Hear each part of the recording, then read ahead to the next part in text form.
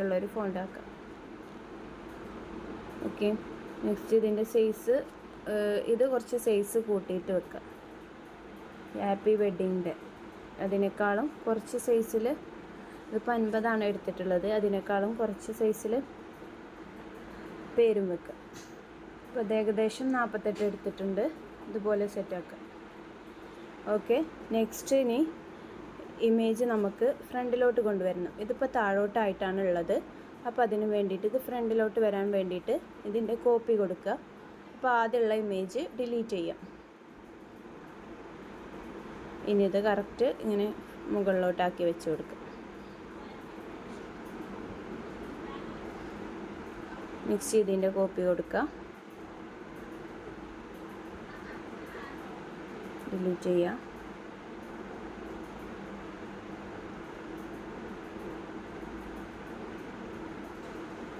ഇതുപോലെ സെറ്റാക്കി കൊടുക്കുക.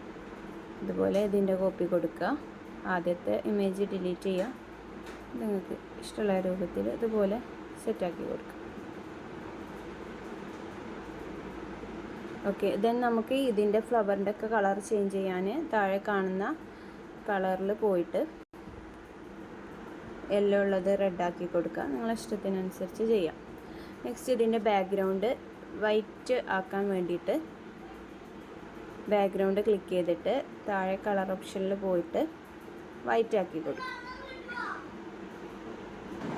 ഓക്കെ, നെക്സ്റ്റ് ഇനി ഇത് സേവ് ചെയ്യാണ്. അപ്പോൾ ഫോട്ടോ ആയിട്ടാണ് സേവ് ചെയ്യേണ്ടത്. അതിനായിട്ട് താഴോട്ടുള്ള ആരോ മാർക്ക് ക്ലിക്ക് ചെയ്തിട്ട് ഫോട്ടോ ആയിട്ട് സേവ് ചെയ്യാം. നമ്മൾ ചെയ്ത ഇമേജ് ഫോട്ടോ ആയിട്ട് സേവ് ചെയ്യാം.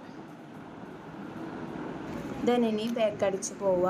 വീണ്ടും ക്യാൻവ ഓപ്പൺ ചെയ്തിട്ട് നമുക്കിനി ഡോക്യുമെൻ്റ് എടുക്കണം. ഇത് സെറ്റ് ചെയ്യാൻ വേണ്ടിയിട്ടുള്ള ഡോക്യുമെൻ്റ്. അപ്പോൾ സെർച്ച് ബാറിൽ പോയിട്ട് ഇഷ്ടമുള്ള A3 ആണെങ്കിൽ A3, A4 ആണെങ്കിൽ A4, നിങ്ങളെ ഫ്രെയിം ഏതാണോ അതിനനുസരിച്ചുള്ള ഡോക്യുമെൻ്റ് എടുക്കാം.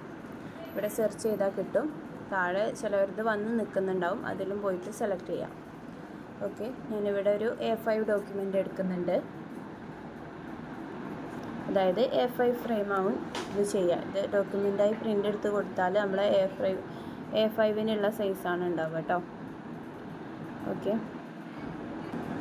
ദെൻ നെക്സ്റ്റ് ഇത് ഗാലറിയിൽ പോവുക. ഗാലറിയിൽ നിന്ന് പോയിട്ട് നമ്മൾ സേവ് ചെയ്ത ഇമേജ് വന്നിട്ടുണ്ടാവും. അതെടുത്തിട്ട് ആ ഡോക്യുമെൻറ്റിലേക്ക് സെറ്റാക്കി കൊടുക്കും.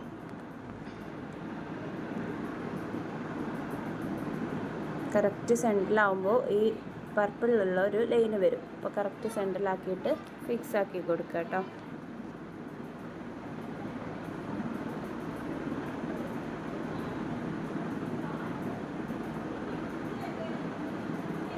ഓക്കെ, ഇപ്പോൾ കറക്റ്റ് ആയിട്ടുണ്ട്. ഇനി ഇത് അടുത്തതായിട്ട് PDF ആയിട്ട് സേവ് ചെയ്യുക. അപ്പോൾ മുകളിലേക്കുള്ള ആരോ മാർക്ക് ക്ലിക്ക് ചെയ്യുക. ക്ലിക്ക് ചെയ്തിട്ട് ഡൗൺലോഡ് ഓപ്ഷനിൽ പോവുക. അതിന് ശേഷം PDF ആയിട്ട് ഡൗൺലോഡ് ചെയ്യുക.